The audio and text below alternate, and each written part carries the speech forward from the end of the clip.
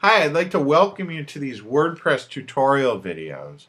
Now, in these videos, what I'm going to do is I'm going to show you how that you can get your very own WordPress site up and running in way less than an hour. Now, if you aren't too familiar with WordPress, WordPress is web-based software that you can use to create beautiful websites and blogs.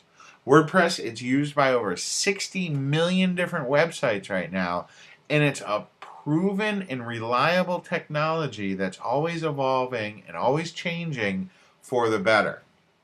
Now, if you aren't real familiar with WordPress, it's very simple to use. There's lots of tutorial videos and written material out there to help you get going. But I think that these videos that I've created for you are really going to help you get off to a fast start.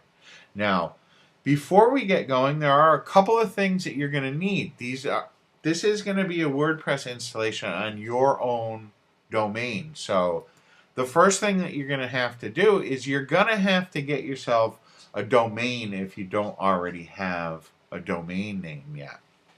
And you can go to GoDaddy.com or Namecheap.com to get yourself a domain name. And I use GoDaddy. I've used them for, probably about 8 years or so. I've never had a problem with them, and I like them very much. They have good prices. They're always running specials. And for me, anyway, they've been very reliable. Okay?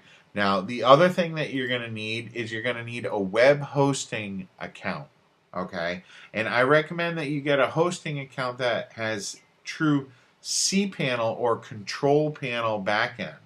And that's very important. You're going to want to make sure that the hosting that you get has a control panel. And I use HostGator. This is another service that I've used for many different years. There are plenty of different hosting solutions that you can use, but you do want to make sure that you use one of the larger brands that's out there. Like I said, I like HostGator.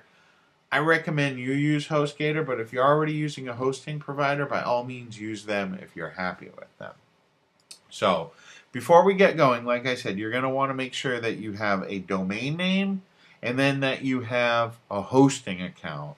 And once you have all that, you're going to want to go to your cPanel, okay, your control panel, which is going to be your website, okay, /cPanel. And you can see that's where I am right here. So before we continue too far with these videos, I'd like to make sure that you go ahead, get yourself a domain name and get yourself hosting, and then come back to this page where I am right now, which is basically going to be your domain name /cPanel. And from there, I'll see you in the next video, and I'm going to show you how to get this installed and set up right away.